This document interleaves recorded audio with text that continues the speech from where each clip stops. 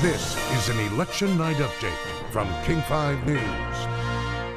Welcome back to our election coverage in a race for president that is very, very tight, much tighter than most expected. Yeah, it sure is, and it is undecided at this point. The latest electoral votes, as you can see on the screen, Hillary Clinton right now with 209, Donald Trump with 187, but some very key states that could very well go Trump's way are still outstanding. 270 is the magic number there. And you want to take a look, too, at the number of people in the popular vote where Donald Trump leads as well. Natalie Brand, what can you tell us here looking at that map? Well, we're looking at this map, but I want to go quickly now to the statewide results because we're getting some new numbers.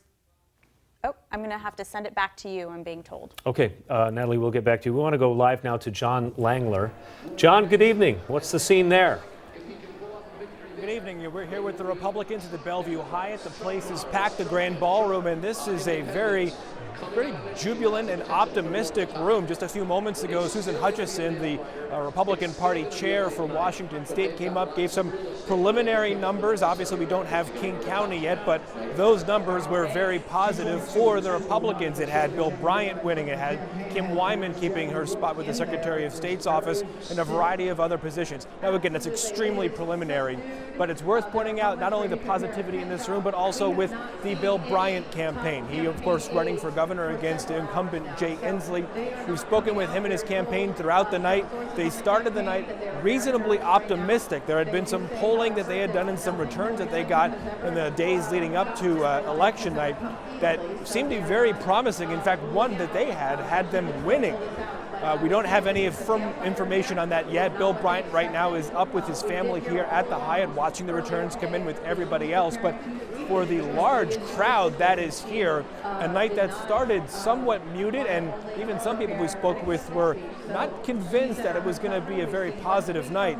Boy, things have really changed here, and this whole place is ready to explode with celebration if things continue to go the way they're going, not only nationwide, but potentially here in Washington State. Keep an eye on things here in Bellevue, but for now, we'll throw it back to the studio. Okay. All right, John Langler, thank you.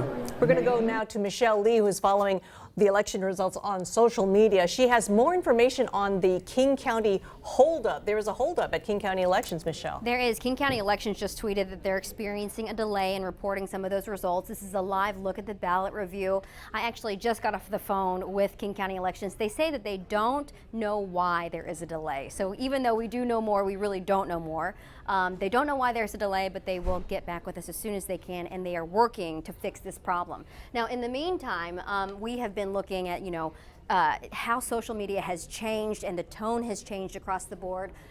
This was breaking just a few minutes ago, but the Dow futures now falling 700 points because of the way things have shifted. And, this is kind of a funny tweet here, but a lot of, like I said, the mood has changed quite significantly over the last hour or so. Now, we've been doing a hashtag battle. This is just kind of a look at who is tweeting with "I'm with her" or "Make America Great Again."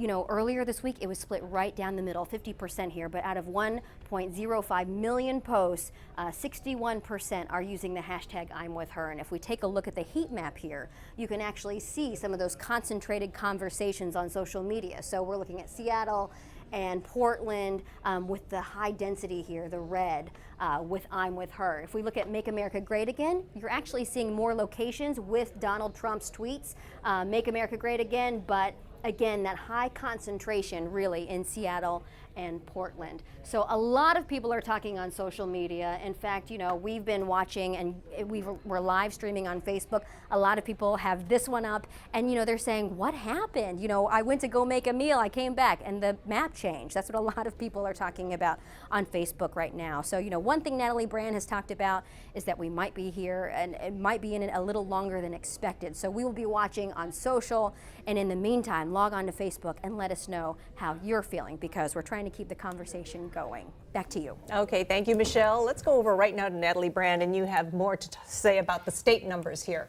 And these are the state numbers for the presidential race. So we are still waiting for the all-important King County, the population center, to fill in. But you can see what the map looks like right now. Clinton won both Pierce County and Snohomish, also important to winning elections statewide, but by under 60%. She won just over 50%. Her biggest win so far was in Jefferson County. The rest of this map you can see is, Whitman went to Clinton as well. But here, look at what happened in Grace Harbor, where we've spent some time reporting on what has been called Trump country out there. He's up by over 1,000 votes right now. So we will continue to watch the remaining counties fill in. This is what the statewide picture looks like so far for president.